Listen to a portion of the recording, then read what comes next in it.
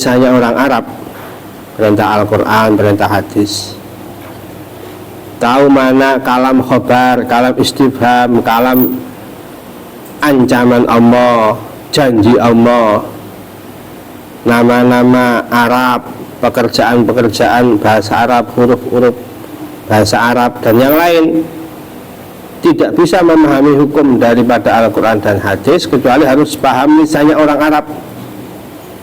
Min lughatin, yaitu ilmu lughat, ilmu bahasa. Itu nanti cabangnya banyak. Wa sarfin wa nahwin, ilmu sorof, ilmu nahwu, ilmu i'lal, ilmu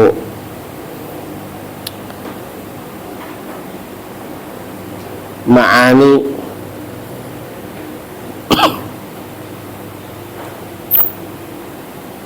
Bagaimana dulu gurunya Imam Sibawah itu ahli ilmu arut,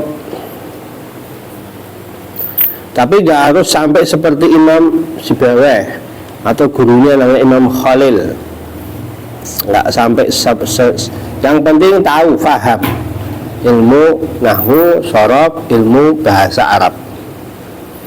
Wa ma'rifatu tafsiri kitabillahi ta'ala, dan mengetahui ilmu tafsir Al-Quran.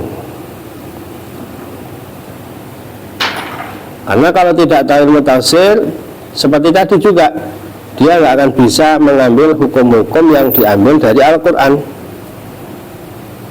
Sebagaimana syarat kemarin ke-10 adalah mengetahui jalan ijtihad, bagaimana cara pengambilan dalil.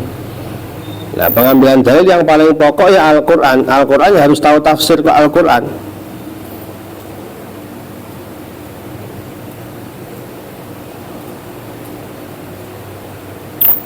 Wasani asyara, syarat yang ke-12, ayyakuna sami'an, dia harus orang yang bisa mendengar. Kalau nanti memutuskan satu hukum, dia bisa mendengar dari pihak yang bertikai, misalnya dari pihak sana, pihak sini. Nah, kalau orangnya ini nggak bisa mendengar, tuli, dia nggak akan bisa membedakan mana ikror, mana ingkar, mana insya, mana ikhbar. Ikror itu pengakuan, ingkar itu pengingkaran. Namanya orang berseteru dalam pengadilan, dalam di depan qadhi, itu pasti ada pengikraran, pengingkaran, ada itu di situ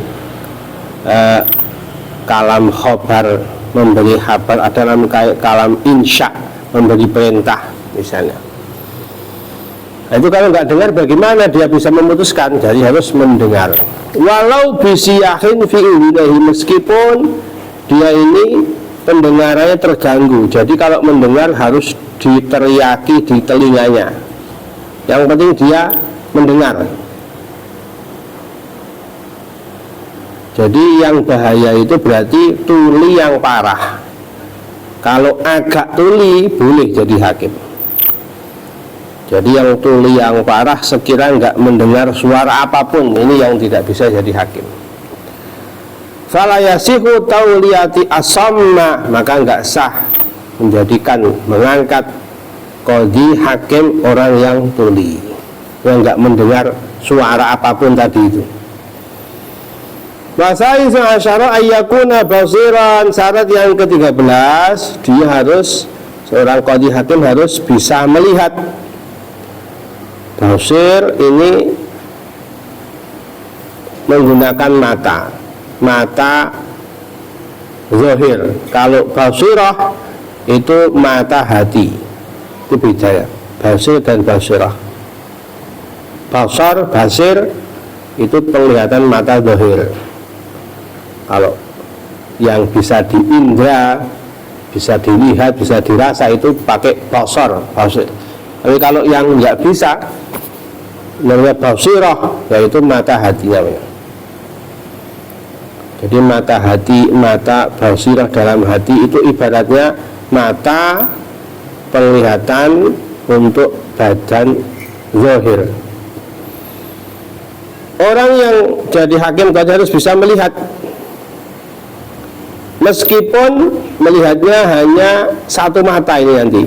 A'war itu PC, buta sebelah.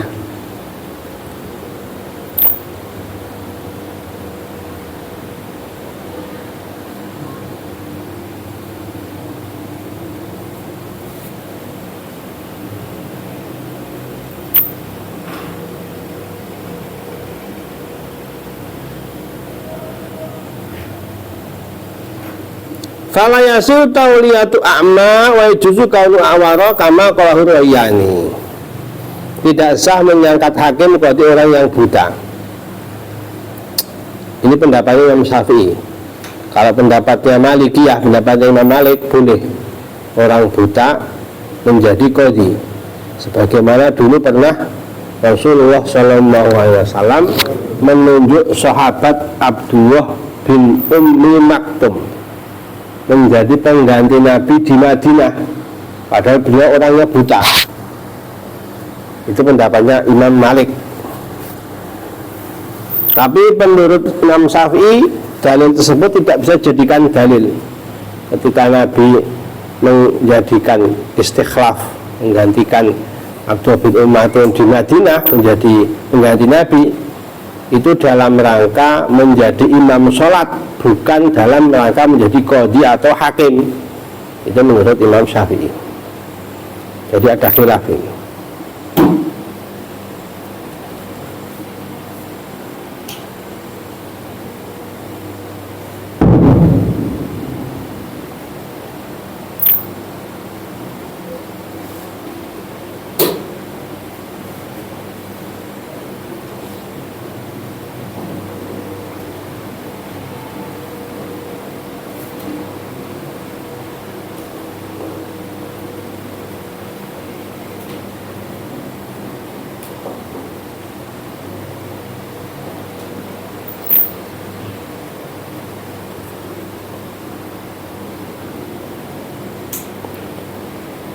Boleh menjadikan hakim orang yang buta mata sebelah, PC namanya, menurut pendapat Imam Ar-Rayyani.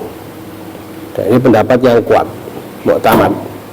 Wa rabi'u asyara ayyakuna katiban. Syarat yang ke-14, seorang qadhi hakim harus bisa menulis. Katib itu bisa menulis.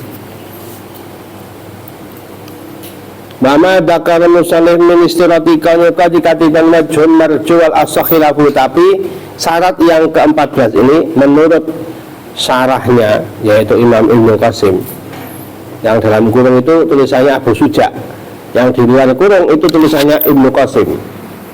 Menurut Ibnu Qasim, pendapat Abu Suja ini pendapat yang lemah, marju itu yang lemah, dikalahkan. Pendapat yang kuat, seorang qadhi tidak harus bisa menulis. Jadi pendukungnya Imam Abu Suja itu Imam Ad-Ra'i dan Imam Zarqasi. Pendukungnya Imam Ibnu Qasim ini ya yang menghasiai nama Imam Bajuri, ini mendukung Imam Ibnu Qasim. Sebagaimana dulu Rasulullah SAW itu tidak bisa menulis. Beliau disebut Nabiyil Ummi. Apa maknanya ummi? Nabi yang nggak bisa menulis dan membaca. Nabi nggak bisa menulis, nggak bisa membaca. Tapi Nabi seorang pemimpin. Makanya kalau melihat itu, pendapat yang kuat adalah tidak harus bisa menulis. Begitupun ada syarat yang mengatakan harus bisa menghitung. Ini pun khilaf. Jadi salah satu yang bisa melemahkan orang-orang kafir itu ketika Nabi itu tidak bisa menulis dan membaca. Kalau Nabi kok misalnya andaikan Allah membuat Nabi dan para Nabi itu, Nabi Muhammad SAW itu bisa menulis dan membaca, nanti orang-orang kafir akan menuduh Quran ini buatannya Muhammad, karena dia bisa menulis, membaca, bisa merangkai sendiri.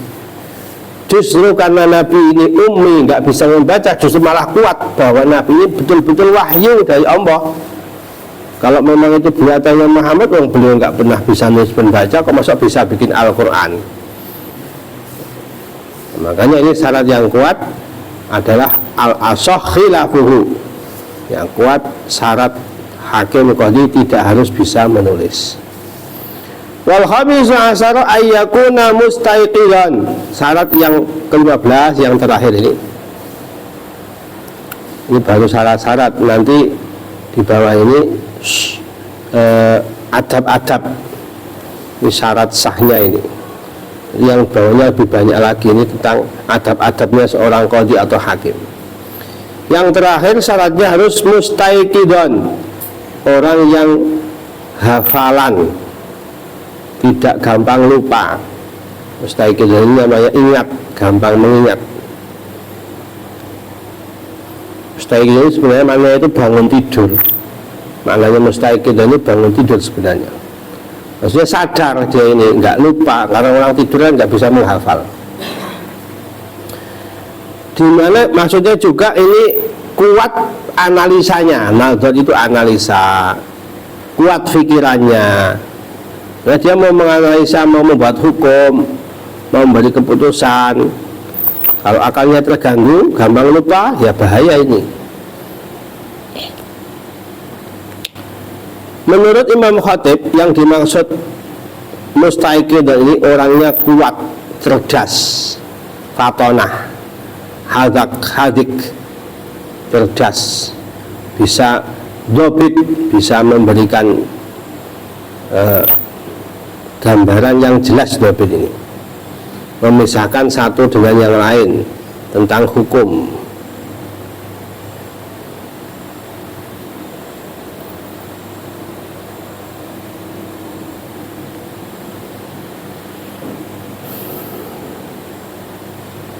Menurut ulama yang lain mengatakan pendapat yang harus mustaiqid ini hanya sunnah saja, enggak syarat yang wajib. Sebagian mengatakan begitu.